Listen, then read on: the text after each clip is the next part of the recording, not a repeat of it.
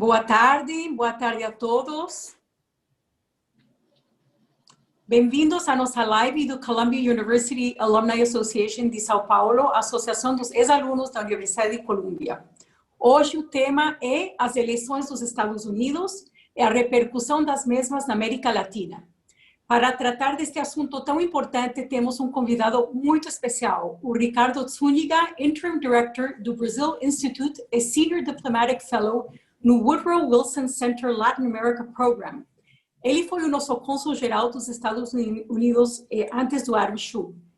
O moderador hoje será o nosso colega do board, Harry Chang. Obrigada, Harry, por organizar esta live. A live será gravada. As gravações das nossas lives estão disponíveis nas nossas mídias sociais. Estamos no Instagram, Facebook, LinkedIn e no YouTube. Todos os nossos convites por e-mail contêm os links das nossas mídias sociais na parte inferior. Sigam a gente, curtam as nossas páginas, lá postamos todos os nossos eventos. Gostaria de mencionar as nossas próximas duas lives. Na terça-feira próxima, dia 28 de outubro, é o Giving Day.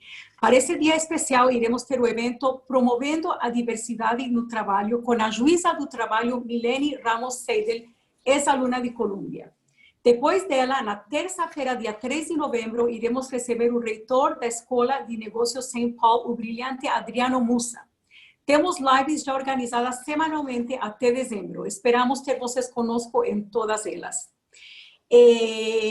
Teremos uma oportunidade para um Q&A session mais tarde, então se tiverem perguntas, por favor, coloquem no Q&A e o Harry irá cuidar delas. Muito obrigada novamente, Ricardo, por dedicar esta hora ao nosso clube. Harry, te passo a palavra. Boa live a todos. Ricardo, bem-vindo ao nosso clube. É um prazer vê-lo de novo. Vejo que você está ficando cada dia mais jovem, mas você certamente é um diplomata extremamente experiente. O Ricardo Zúñiga já passou pelo mundo inteiro, já esteve em México, em Portugal, em Cuba, em Espanha, Uganda, Tanzânia, além do seu cônsul-geral aqui no Brasil. Mas, além disso, ele trabalhou muito com a presidente Obama, na época. Ele foi assistente especial dele e foi Senior Director of Western Hemisphere Affairs no National Security Council, né? Hoje em dia, ele está como diretor do Brazil Institute, do Wilson Center. O Wilson Center é considerado um dos 5 melhores think tanks dos Estados Unidos. E como um think tank regional, eu acho que o Wilson Center é considerado o topo do ranking, né? O Ricardo em si fala português fluentemente. Nós vamos ter essa sessão em português. E agora estamos num momento épico que vamos descobrir se o mundo vai para frente, vai para a esquerda, vai para a direita ou vai para trás, dependendo da eleição americana, né? E eu acho que é o momento certo para falar com o Ricardo, que quero deixar claro, ele é um democrata, não republicano. Não, Harry.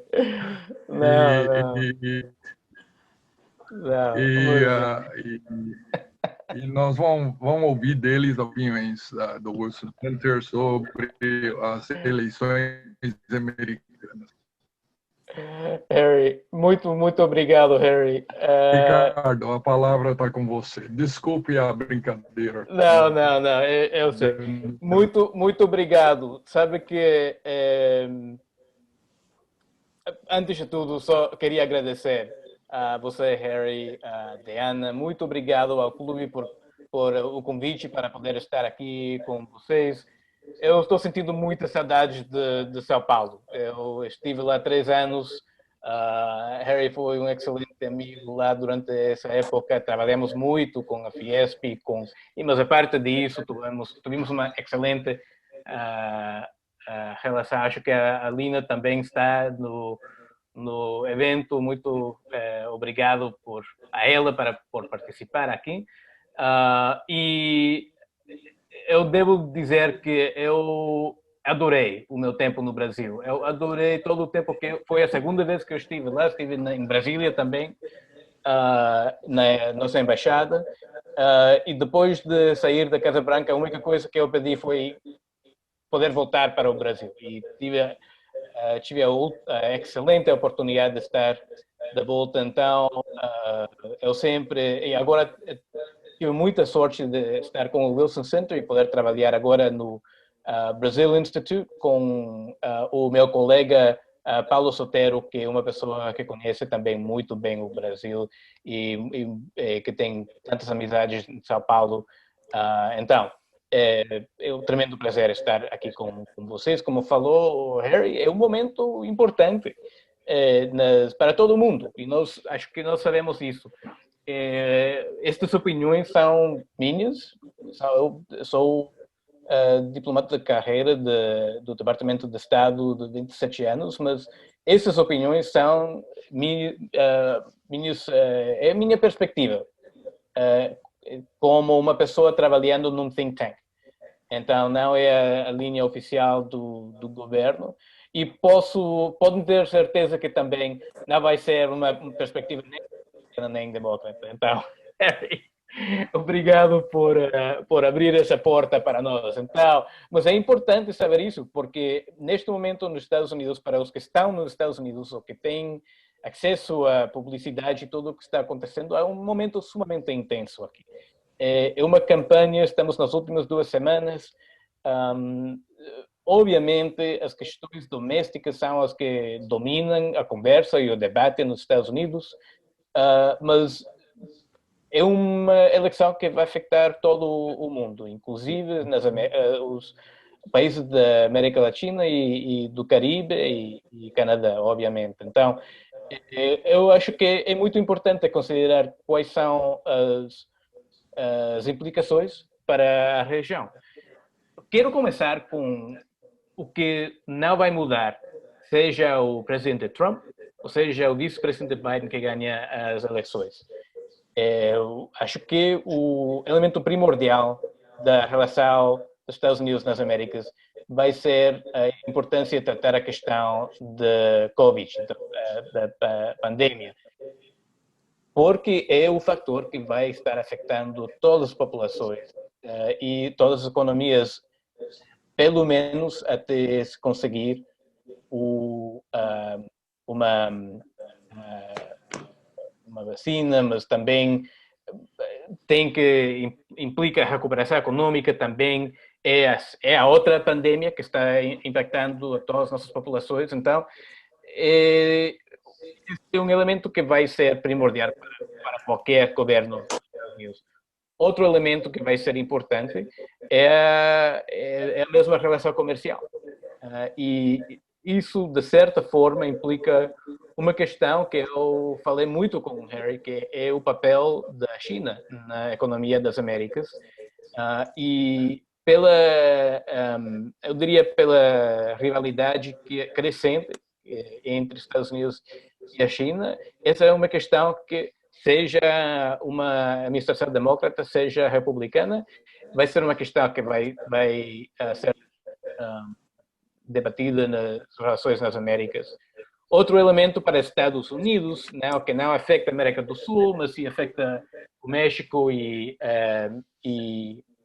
América Central, é a questão da migração, que também vai ser um outro eixo central para a diplomacia e as atividades dos Estados Unidos nas Américas, para qualquer governo.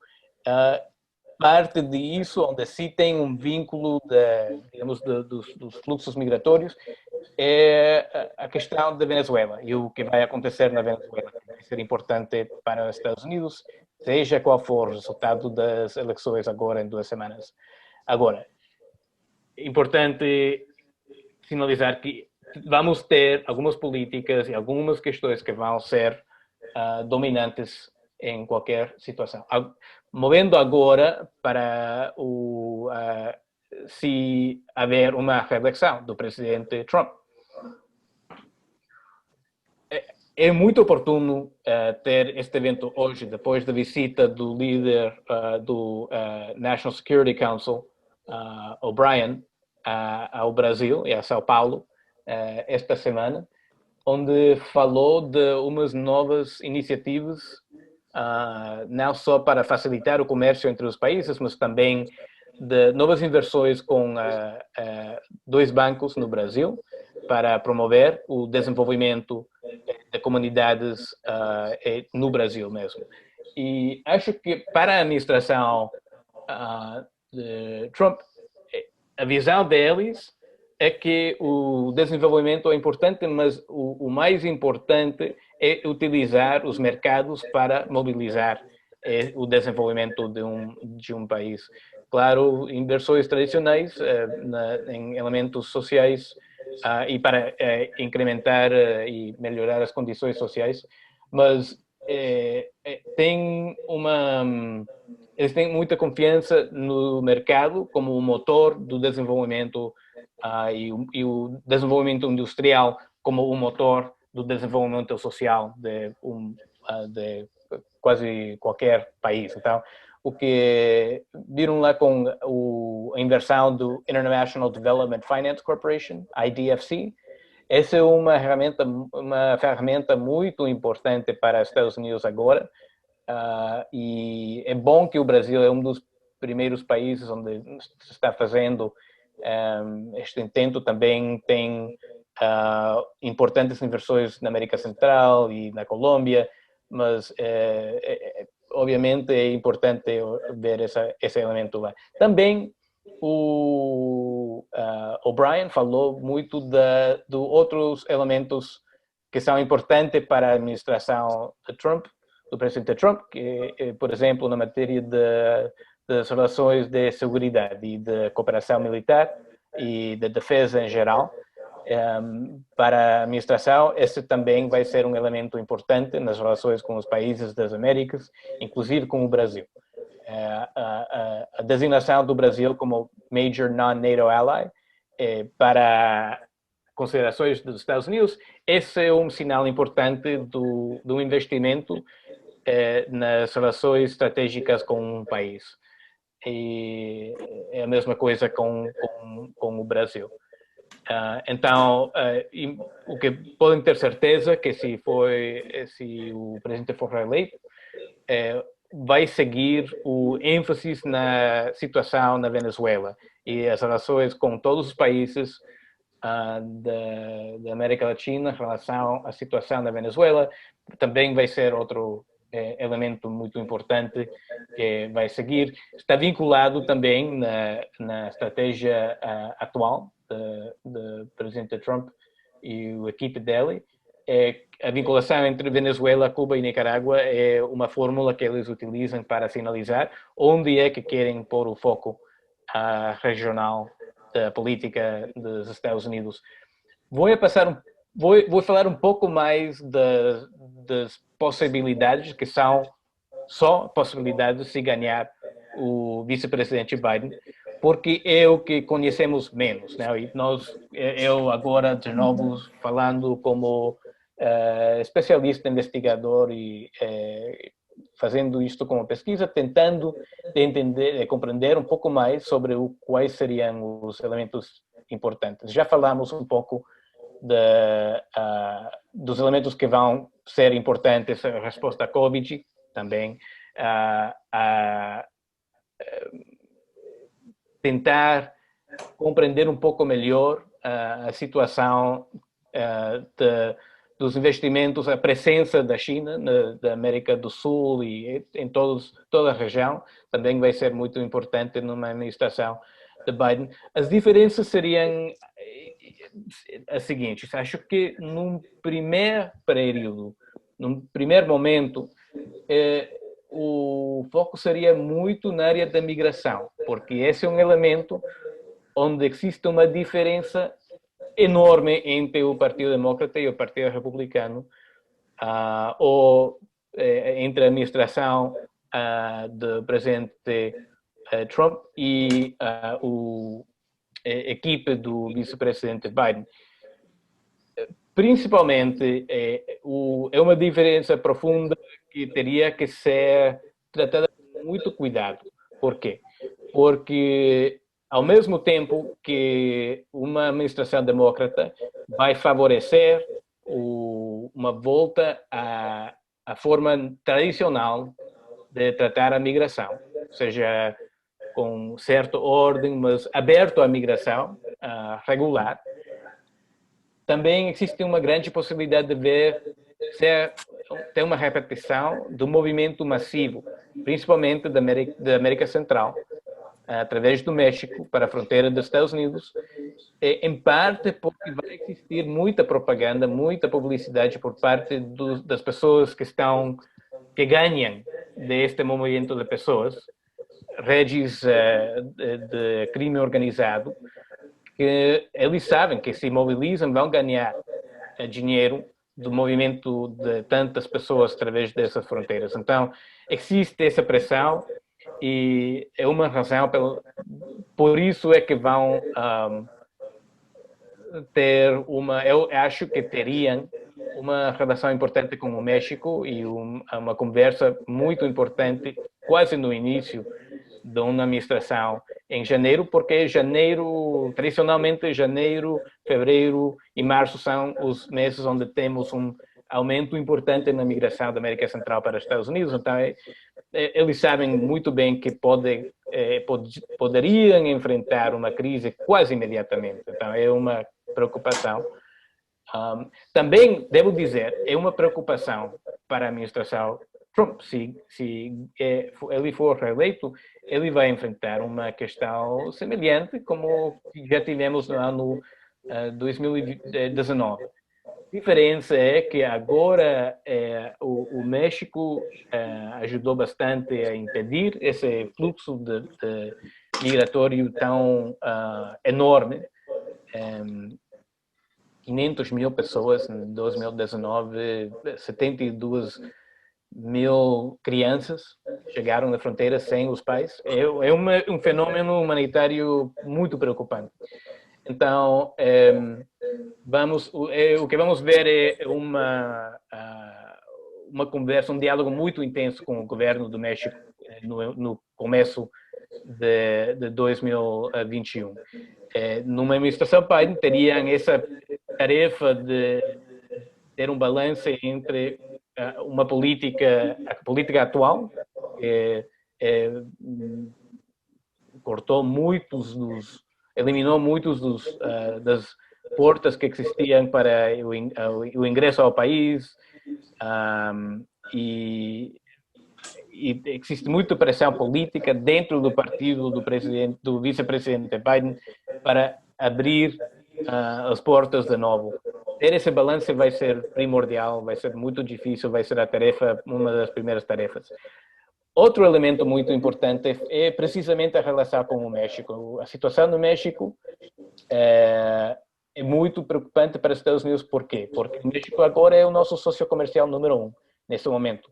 Com a guerra comercial com a China, o México tem volto o primeiro mercado de exportação dos Estados Unidos de produtos norte-americanos. É muito importante num momento muito difícil para os Estados Unidos ter acesso a esse mercado.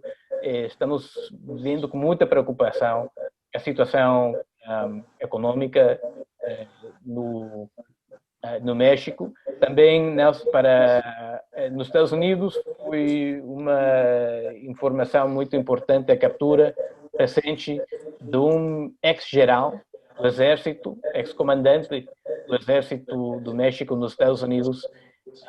Ele foi o chefe das Forças Armadas por muitos anos durante a última administração no México, mas também foi parece que foi estava muito involucrado no tráfico de drogas através da fronteira, teve relações muito fortes com grupos armados e de crime organizado no México. E a questão da segurança no México é também enorme. Estamos falando de uma situação onde foi o ano mais violento da história do país do ano passado, em termos de homicídios, de violência social. Para os Estados Unidos, esse é um elemento muito preocupante também. Então, nós vamos ver se ganhar o vice-presidente Biden um trabalho intenso com o México. Falei um pouco da América Central, a necessidade de tentar melhorar as condições na América Central também é um compromisso que já foi feito pela campanha do vice-presidente Biden. E outro elemento seria a questão da Venezuela e Colômbia e tentar ver se existir alguma solução possível nessa situação. Como já sabem, vamos ter eleições que agora, final de 2020, na Venezuela, que poderiam, em algumas considerações, debilitar a posição do presidente que reconhece os Estados Unidos, Juan Guaidó. E é uma questão, não só na questão da Venezuela, não só porque existe a preocupação pelo governo da administração de Nicolás Maduro, mas também pelo impacto que pode ter na Colômbia, que também está passando por um período complicado, não só pela economia, mas na política também. E a Colômbia é um país muito importante para ambos partidos, para os democratas, tanto como para os republicanos. Então, evitar inestabilidade saindo da Venezuela para a Colômbia também vai ser um elemento muito importante. Devo comentar aqui que, seja o que for, se houver uma administração de Biden, ele já falou claramente que também a questão do meio ambiente e mudança climática vai ser um elemento fundamental no centro da sua política exterior. E isso, claro, tem que ter certeza que nas Américas e mesmo no Brasil vai ser uma política que vai ser muito importante e pode imaginar que a volta dos Estados Unidos a tratar Paris Accords, a política, talvez além da política do presidente Obama nesse momento, porque existe nos Estados Unidos uma sensação de que esta é uma questão, uma preocupação maior, ainda maior, parte pelos impactos do câmbio climático nos Estados Unidos, da mudança climática nos Estados Unidos, que podemos ver que infelizmente, a destruição na Califórnia,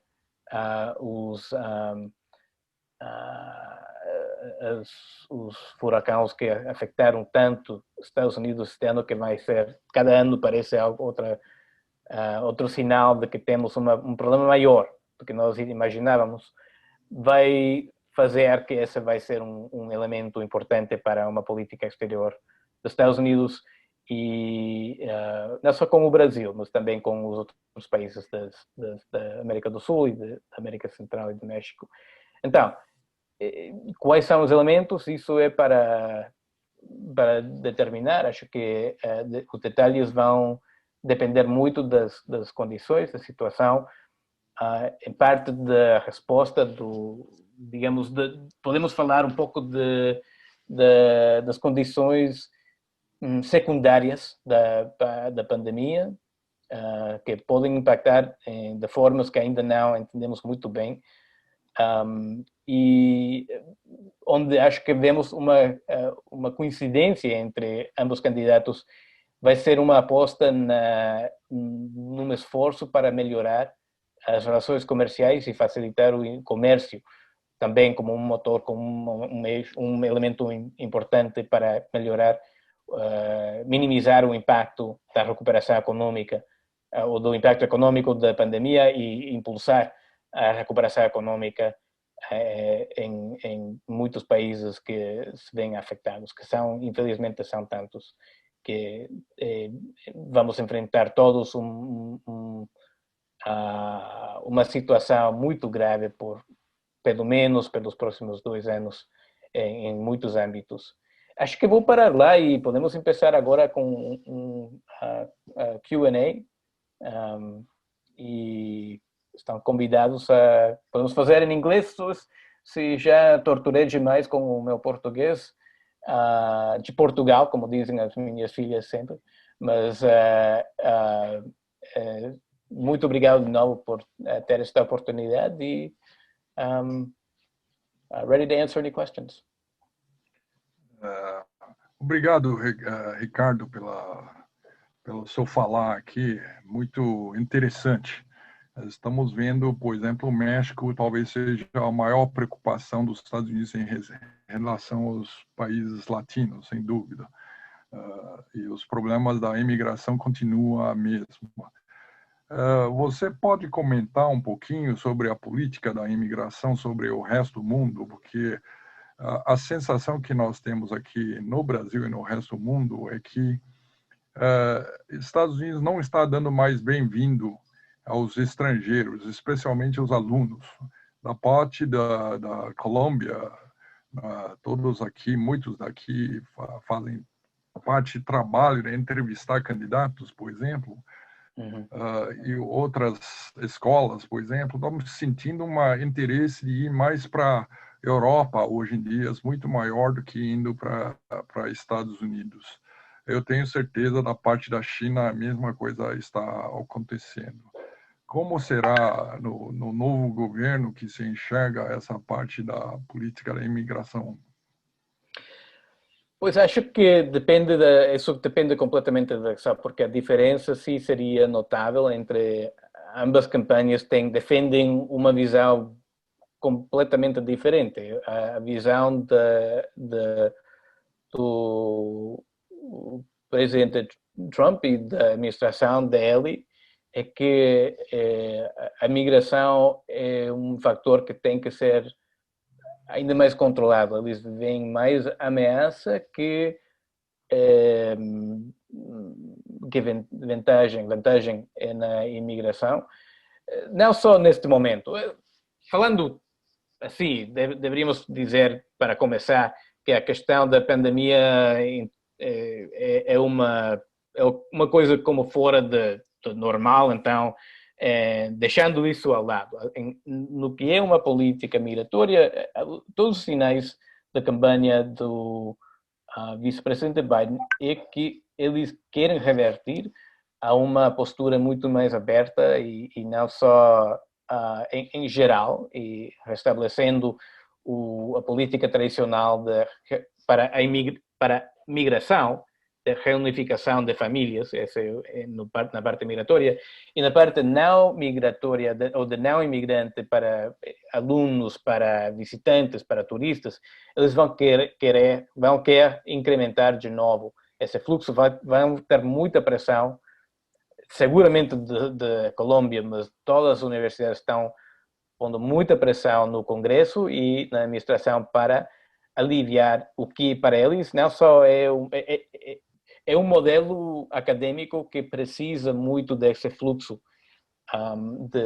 de alunos do exterior e de poder mandar os seus alunos a universidades no exterior. Então, eu acho que no caso do Biden ganhar,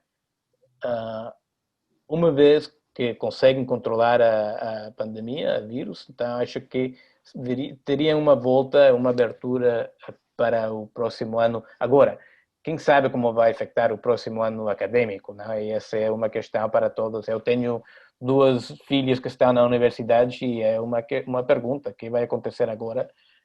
Não fica, ainda não sabemos, depende muito das condições.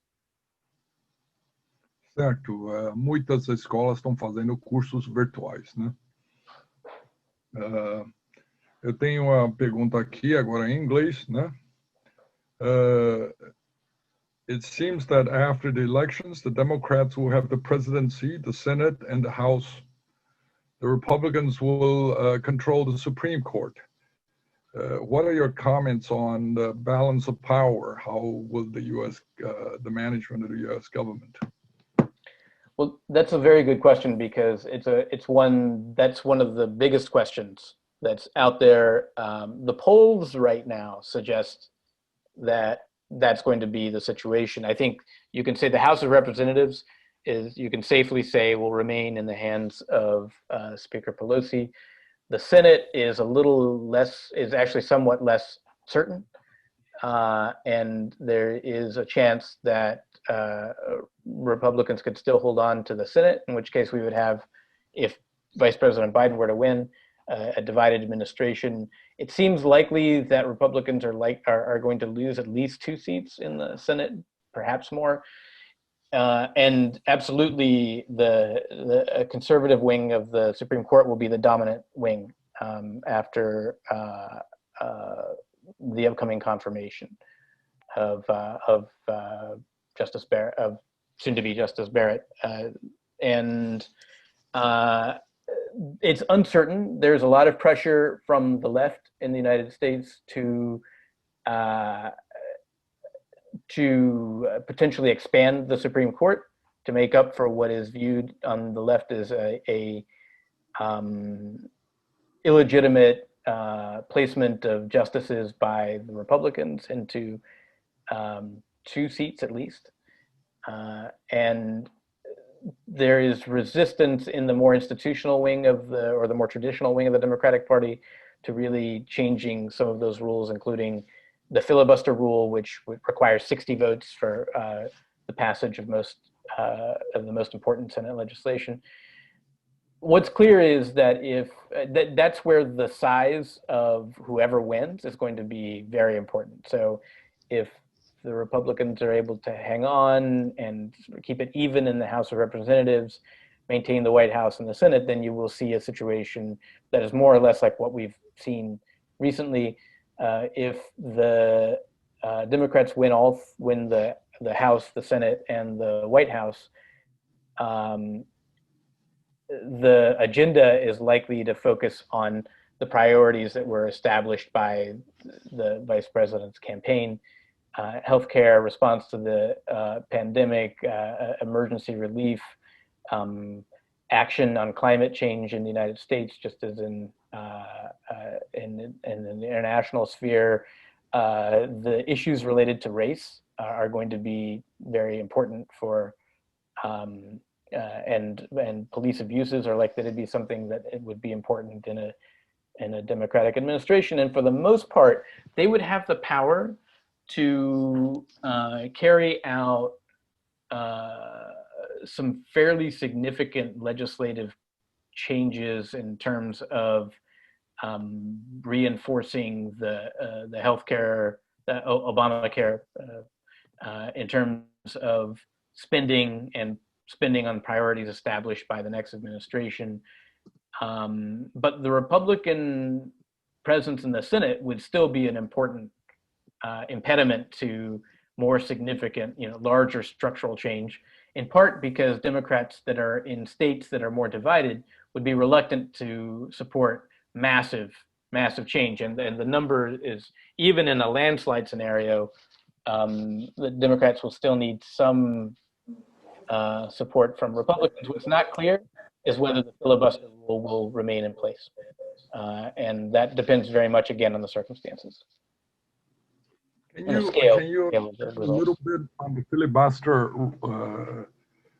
rule for our audience, please? Sure. So the filibuster is the way that the Senate is supposed to be, the way that the U.S. is structured. The House of Representatives is supposed to be the House of the people, la Casa Popular. And that's supposed to represent it's supposed to be the most democratic part of the structure.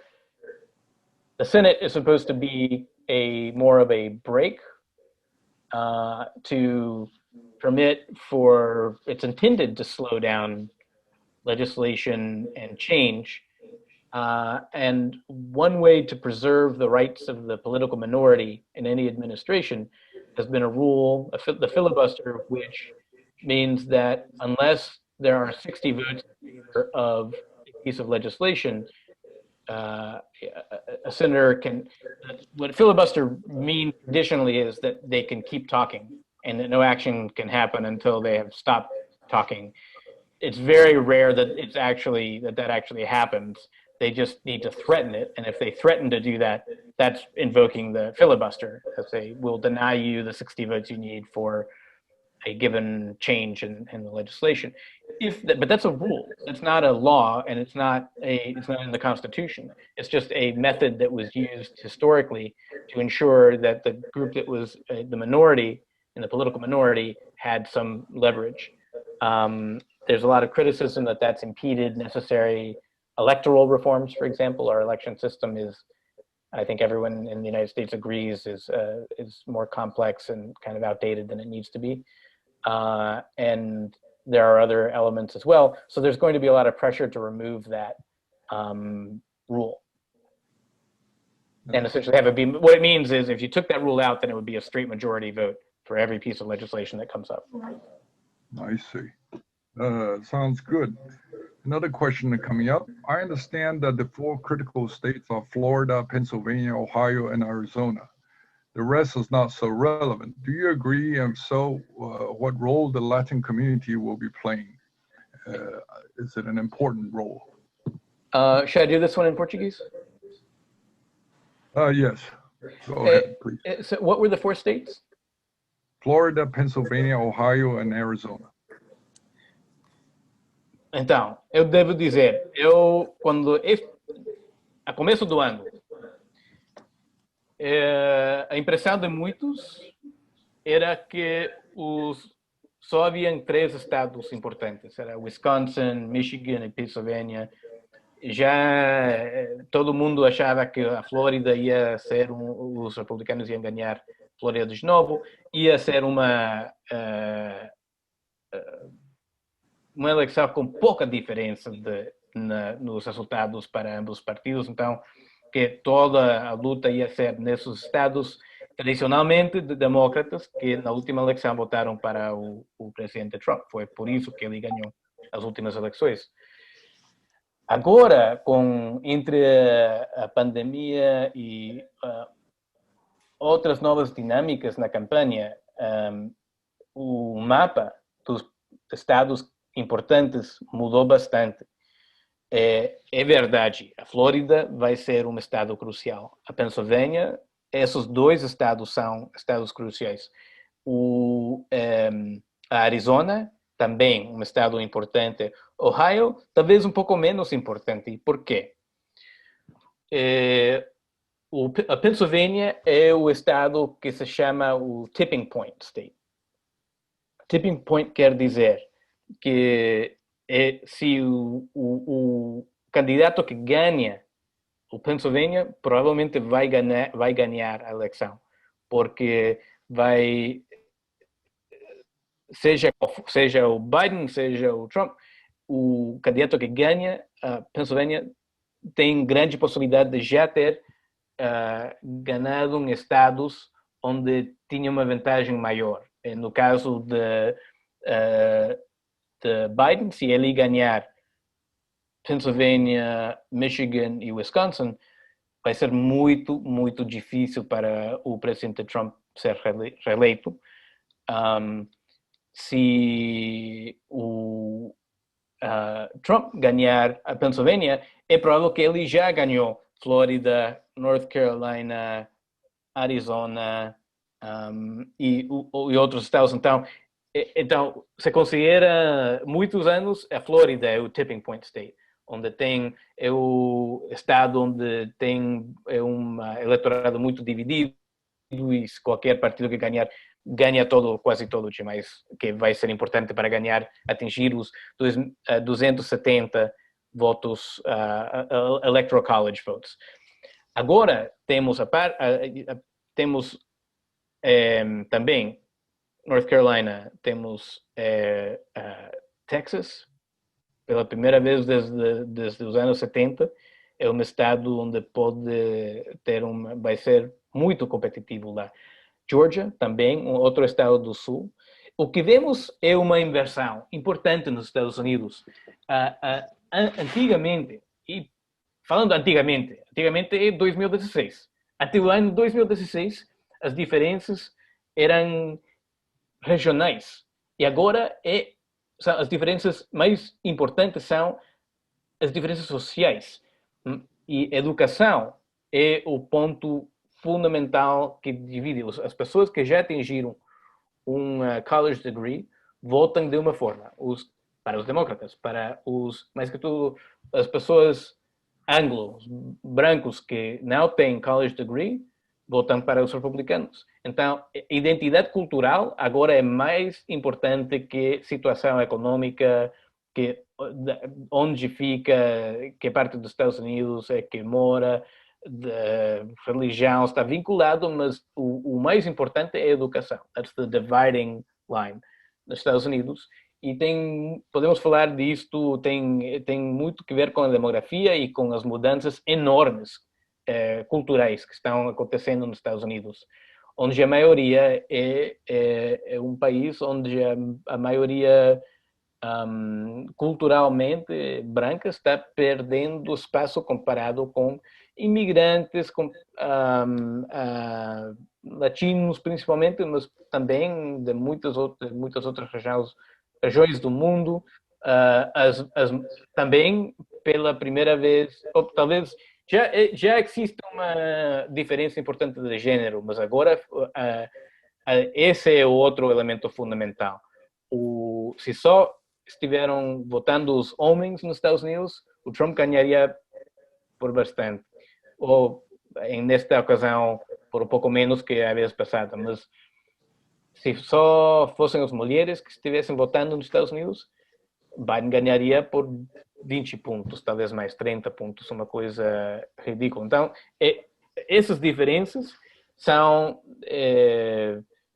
essa variedade em cada estado, essa fórmula, essas diferenças, essa mistura demográfica é o que determina se um candidato pode ter chance ou não. E o que está acontecendo é que existe uma população nos estados que antigamente eram demócratas, Ohio, Pennsylvania, Wisconsin, Michigan. É verdade que eles têm essa história e têm uma história de sindicalismo vinculado ao Partido Demócrata. Isso já não é o elemento mais importante. Mas tem populações importantes de pessoas que não têm college degree nesses estados. E no Sul tem um movimento de Califórnia, Nova York, de outros estados e dentro dos estados onde o nível acadêmico está ganhando bastante em muitos estados do Sul, mas principalmente na Georgia, na Arizona e o Texas. Então, tem populações que estão vinculadas a um partido ou outro e estão ganhando no Sul, os demócratas, entre populações que antigamente não eram tão presentes. E acho que também a pergunta falou qual é o papel dos latinos. Esse é o outro elemento crucial. Pela primeira vez que eu vi, é a primeira vez que os analistas não estão falando de um voto latino, senão falando das diferentes comunidades que existem nos Estados Unidos. Mexicano-americanos votam de uma forma muito diferente, não só dos cubano-americanos, mas também os mexicano-americanos que moram no Texas votam de uma forma muito diferente que os da comunidade mexicano-americana na Califórnia. Depende muito da experiência dessas comunidades. Agora, os estados onde essa comunidade latina é muito importante, Texas, onde tradicionalmente não vota a comunidade latina, mas este ano estão votando números mais importantes. Califórnia, Arizona, New Mexico e Flórida. Flórida sempre. E Flórida, lá as diferenças são impressionantes. Tem já a comunidade de Puerto Rico já atingiu um número quase igual à comunidade de cubanos, que tem quase 1 milhão de votantes cubano-americanos no estado da Flórida, mas já quase tem o mesmo número de pessoas de Puerto Rico.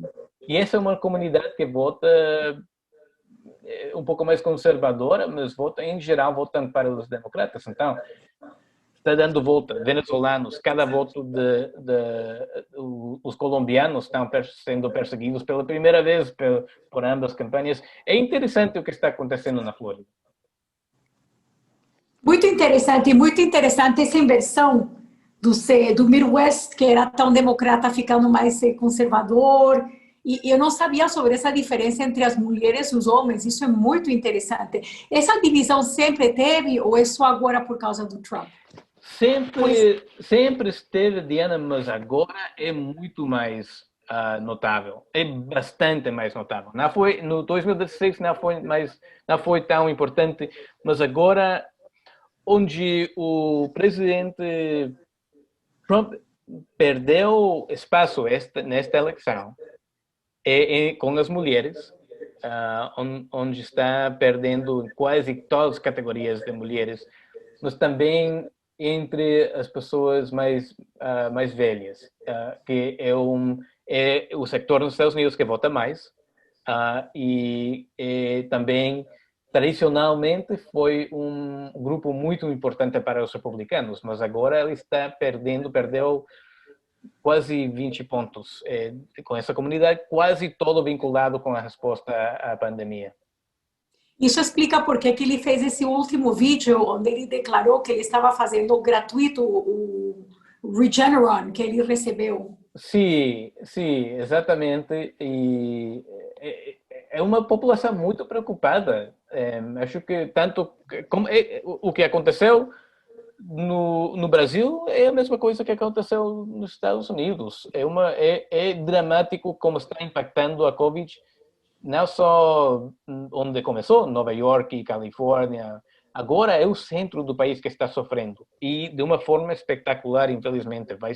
Este vai ser o período mais difícil agora para os Estados Unidos. Não foi o início, onde foi tão dramático e difícil, mas agora estamos entrando no outono e no inverno, e os especialistas estão falando que vai ser o período mais difícil.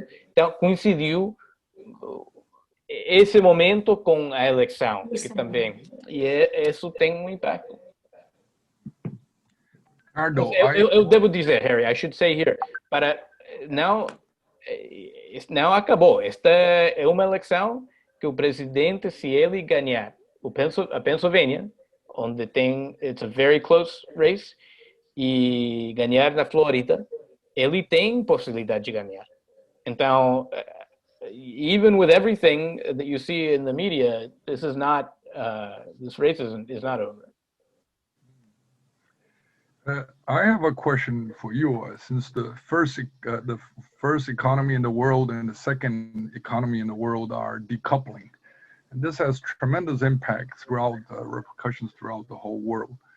And prior to taking this rather dramatic stance, the Obama government was putting in place the TPP, the Trans-Pacific Partnership, which actually would have, in a very smooth manner, put China where the rest of the world would like to see it: more transparency, more openness towards investments in the financial sector, more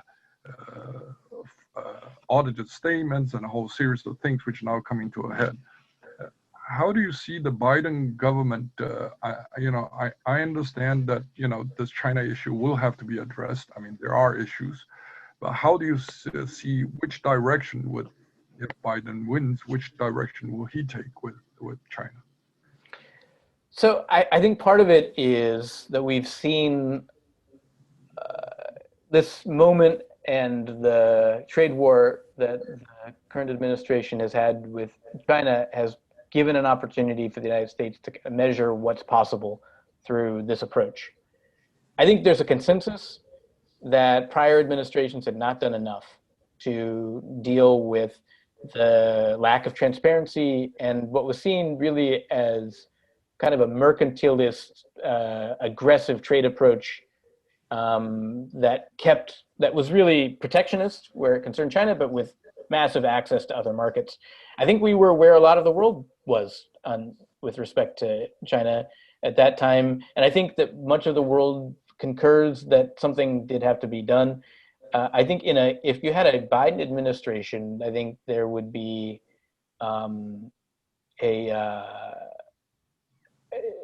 there would probably be an effort to reestablish a multilateral approach to dealing with the greatest elements of concern where it regards China.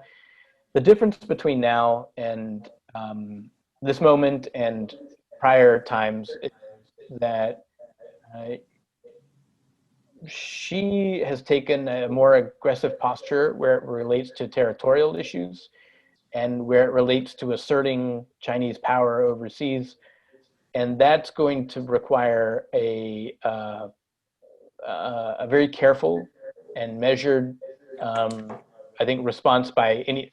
I can tell you, there is no lobby in the United States that wants armed conflict with China that's seen as disastrous. So navigating to a point where we're able to level the playing field with China on the trading front, and in terms of access, and in terms of dealing with industrial espionage, which is a real problem for not just for us, but for many countries, is going to be the hardest thing that we do in many ways. And I think that there is, but the sense is that has to be done. Perhaps it would take a different form, some reconstitution of a Trans-Pacific Partnership grouping of countries, and probably more collaboration would be my guess with Europe, with the EU, on some specific sectors as it relates to China. But I think it's also clear that for the entire world, that's a relationship that, decoupling has its limits. There's only so much that you can do without China in the global economy. We are all going to be selling to and buying from China from here on out. It's the second economy. You cannot have two global economies.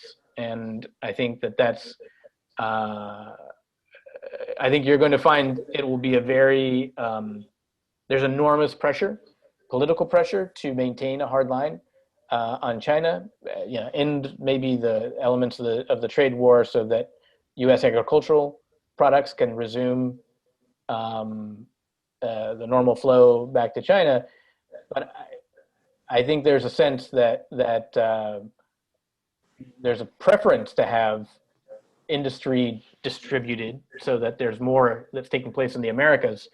That brings us back to Mexico, and that would be more possible if there was more stability in Mexico and more security about the direction of that government. That's another reason why Mexico is important as we think about trying to move more of our sourcing to the Americas. The United States, Mexico is the most important player in that regard. There are others, Central America, Brazil, Colombia, others that are going to be potentially important as well. A country like Brazil, with the scale of industrial capacity that it has, certainly, and pharmaceuticals, for instance, could be, and that would be one area where there's a natural space for collaboration, but there are other spaces as well. But it's not realistic to think that you're going to be able to isolate China from the global economy. And I think that's how people are going to come into this. Tem mais algumas perguntas. Estamos chegando no final, mas uma das Tinha perguntas... uma pergunta interessante, eu não sei se dá para responder. If the election results, o Pedro Lapenta perguntou isto, não sei se é um pouquinho vamos perguntar. Eu achei mais risqué. If election results end up being very tight, what is the risk of litigation, recounting votes, or eventually creating a stoppage in U.S. politics? It's very high. It's very high. There's the risk of litigation. Agora, esta pergunta, se quiser, eu posso responder em português, porque é algo importante. Tradicionalmente nos Estados Unidos, acho que isto já está nos meios, isso já é reconhecido, mas a mensagem nos Estados Unidos das autoridades é que existe uma grande possibilidade que não vamos ter resultados da eleição essa mesma noite, que vão ser dias depois que vamos ter os resultados finais. Por quê? Porque em alguns estados, Michigan, a mesma Pennsylvania, um estado crucial, eles não vão, podem ainda estar contando votos que estão chegando pelo correio, e não falei disso, o impacto da pandemia nesta eleição, na logística desta eleição, foi uma coisa muito complicada. O Brasil sabe algo disso com as eleições que vem agora em novembro, mas devo dizer que a parte de tudo isso, as dificuldades da contagem, é provável que vamos ter muitos problemas técnicos como parte disso. Então, se não for uma clara vitória para um candidato ou outro, a possibilidade de ter um resultado litigado nas cortes é muito elevado. E isso vai, em geral, um processo que começa nas cortes dos estados e depois é que move para as cortes federais. Pode ser muito complicado, mais que todo na Pennsylvania, na Flórida, como sempre, e em Wisconsin, que são 3 estados cruciais nesta eleição, onde existe uma enorme possibilidade de ver alguma a legal challenge em muitos casos. Pode ser. E o importante aqui é saber, a Constituição dos Estados Unidos, there's one thing that cannot be challenged. O 20 de janeiro vai haver uma mudança do governo. Vamos ter uma toma de posse de outra administração. That can be litigated, but it has to be litigated before January 20th. That's it. The Constitution is clear. There's no way to circumvent that. Não existe um mecanismo constitucional para impedir a toma de posse no dia 20 de janeiro. And hopefully the results will be very clear one way or the other. There's also, I should say this, for those watching at home, para os que estão atentos ao que vai acontecer, tem alguns estados que vão acabar a contagem essa mesma noite. Então, são a Flórida, provavelmente a Texas e seguramente a Arizona. Se o presidente Trump ganhar a Flórida e a Arizona, ele tem bons chances de ganhar, porque vai indicar uma eleição, a closer election, nesses estados cruciais. E tem mais oportunidades para ganhar. Mas se o vice-presidente Biden ganhar ou Arizona ou a Flórida essa noite, que vamos saber, o 3 de novembro, sobem muito as chances do vice-presidente Biden ganhar as eleições. E depois disso, coisas podem mudar depois disso, mas that's something to watch that night. Eu tenho, Ricardo, ainda tenho mais algumas perguntas. Então, se você tiver tempo, eu sei que... Eu tenho, sim. Uma pergunta é a seguinte. Os Estados Unidos têm saído do Acordo de Paris. Você mencionou esse problema de aquecimento global, esses problemas climáticos. Na realidade, a Europa tem tomado uma postura muito mais, vamos dizer, positivo em termos de direção da clima e do preservação da clima. Se o Biden ganhar, como seria a postura dele com respeito à Amazonas, por exemplo, onde está havendo uma grande discussão em andamento nesse momento entre a Europa e o Brasil? Inclusive, a Europa sendo agressiva, os fundos deles estão se retirando dos investimentos das empresas que não estão demonstrando esse tipo de compliance, né?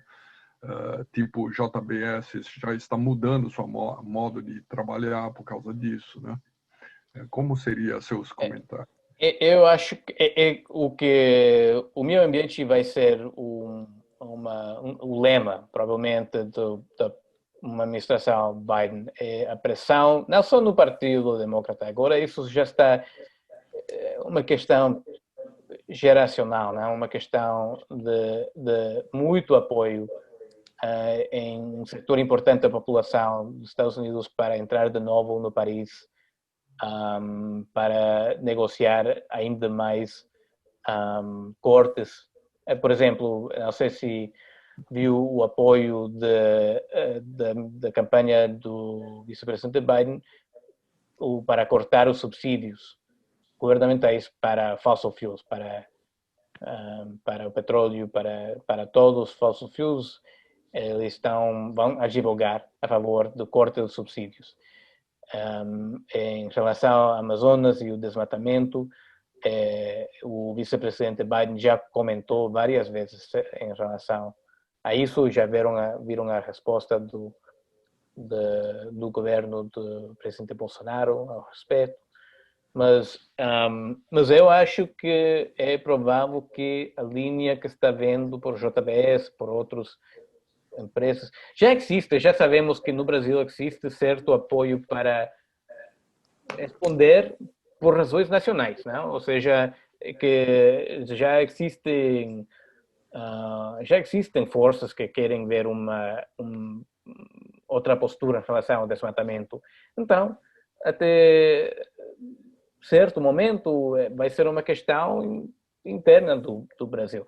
Mas é óbvio que o vice-presidente Biden simpatiza muito com uma linha muito mais marcada, muito mais dura em relação ao desmatamento. E não só lá. Parte disso tem que ver com os Estados Unidos, não? Porque o que ele vai estar pedindo vai ser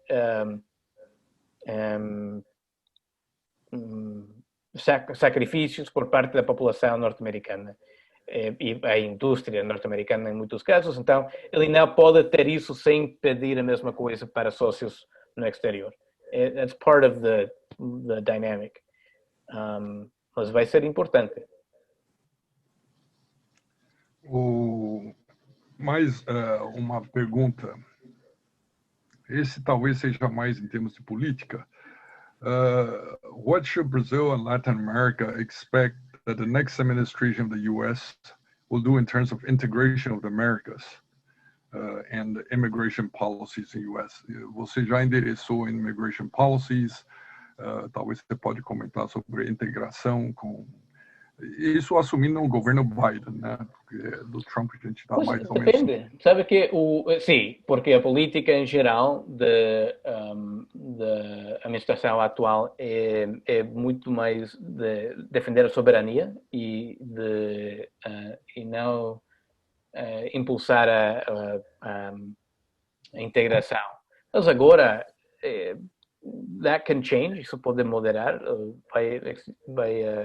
vamos ter a Summit of the Americas, a final do ano 2021, que os Estados Unidos vai ser um anfitrião da Cima das Américas, na segunda parte do ano 2021, onde exatamente essa vai ter que ser a conversa, o que podemos fazer juntos. E a pandemia deixa óbvio que temos muito que enfrentar agora nas Américas. Mais que todo, acho que temos problemas de governação. Em grande parte das Américas temos um problema enorme onde o Estado não tem presença, ou tem uma presença mínima.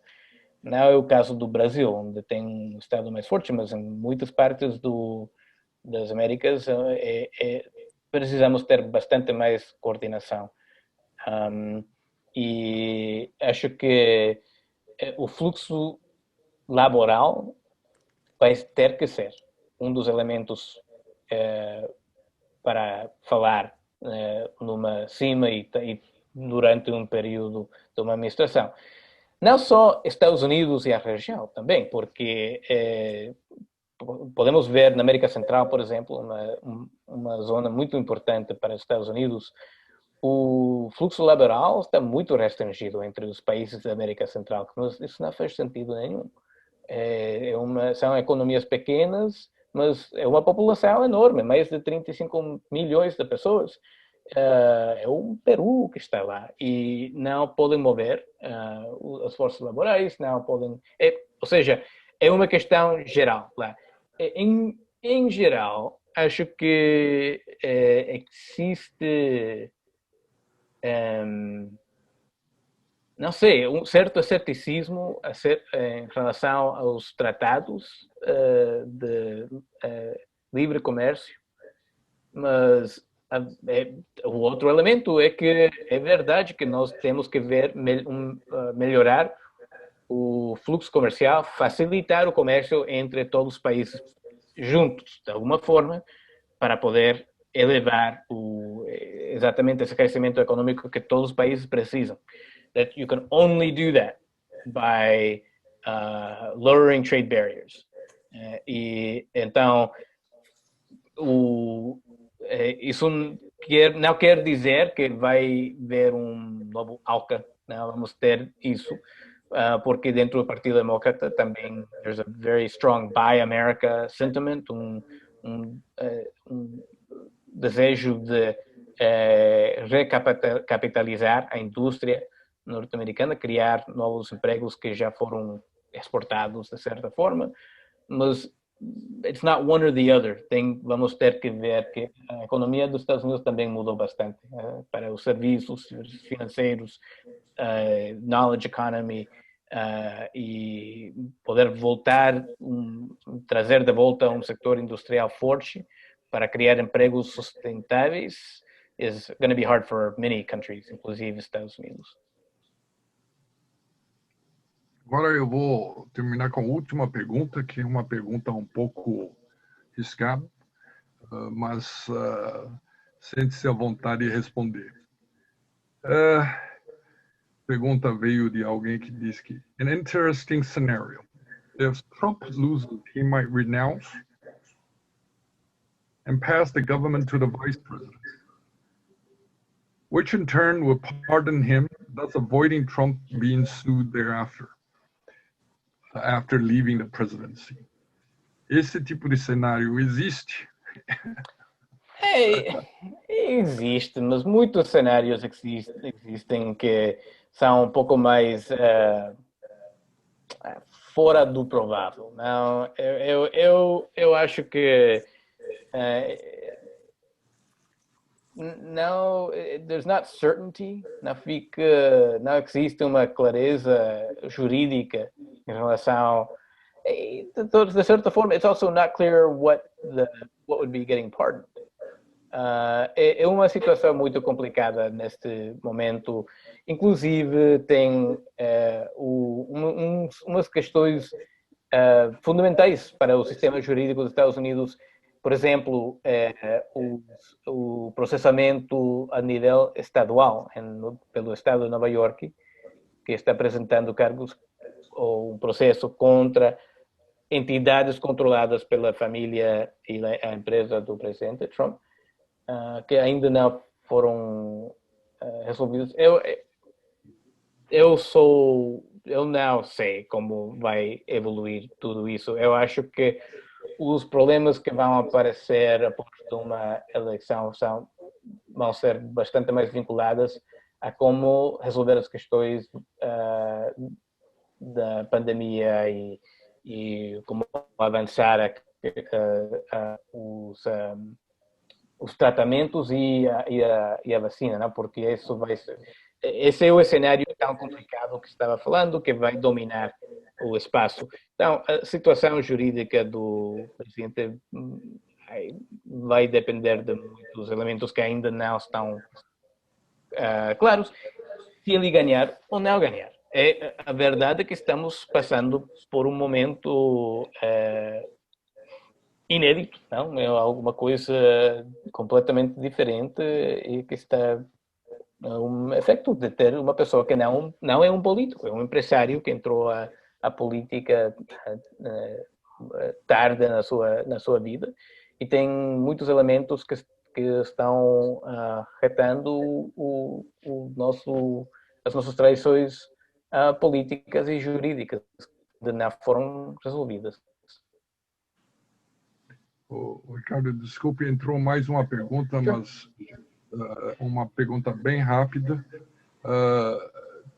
Com essa decoupling das duas economias, muitas empresas chinesas e bancos não estão mais pensando em captação de seu funding, seu dinheiro.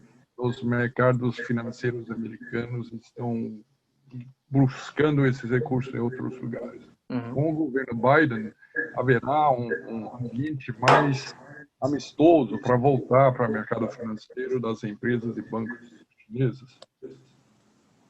Eu acho que eu não posso opinar porque depende muito das circunstâncias. Acho que teria uma revisão de como competir num plano bastante mais favorável para empresas internacionais, inclusive empresas americanas, com a China. Então, depende, acho que, da flexibilidade que existe do lado chinês para negociar uma postura mais aberta ao comércio e ao intercâmbio em geral com a indústria internacional. Então, eu não tenho certeza. Em geral, acho que existe grande possibilidade de procurar uma resolução deste conflito comercial que temos agora com a China, porque o setor agrícola nos Estados Unidos precisa de uma solução. Agora, exatamente como é que saímos disso? Este pode ser, por exemplo, um dos elementos que vai formar parte dessa conversa com o governo da China nesse caso. Mesmo se o presidente Trump for reeleito, existe uma pressão enorme para resolver essa situação para o setor agrícola e mesmo nessa situação estas questões podem virar parte da conversa. Eu tenho certeza que a pressão do US Chamber e do setor financeiro para resolver essa questão vai figurar nesse também. Então, in general, I would say the tendency is to find a resolution to that, porque Estados Unidos conhece bem a importância de manter esse papel como o ator principal nos mercados financeiros. Muito bom. Ricardo, quero agradecer, mas antes disso, do you have any closing comments that you would like to make? Look, thank you so much for... No, Harry, look, thank you again for the chance to be here and to talk and to spend a little time with my old friends from Sao Paulo and from Brazil. It was fantastic. The questions were great. Muito obrigado a todos e a todas pelas perguntas. Foram exatamente o que todo mundo aqui está perguntando. Todos queremos saber o que vai acontecer. Então, para mim foi tremendo poder conversar com vocês acerca de tudo isso. Muito obrigado a todos vocês. It was a great honor to have you with us, and we have so many questions we could go on forever. Well, we'll Let's do this see again. what the results will be until after the elections. Let's see what the results will be, and thank you so much again for being with us today. It was very special. Thank you, Harry, for organizing the event. Thank you, Ricardo. This is going to be a very important year in the history of the world. Let's see where it leads us. It's very hard. See where it leads us. Well, I can tell you this. I know there are many of us who know how much we need to work with Brazil and appreciate how much Brazil has, for example, we didn't talk about it. Brazil's role as an area for testing the vaccines and Brazilian ingenuity and technical skill in doing this testing has been important for us too. There's a lot that we need to continue doing together with Brazil. So I know that should be an important part of the relationship between the two countries, and I look forward to that. Thank you again, Ricardo. Let's talk shortly. All right, sounds great. Thanks so much. Thank you. Boa noite a todos. Thank you. Thanks very much. Gracias, Diana. Gracias a ti. Mucho gusto. Igualmente. Sucesos always. You too. Thank you.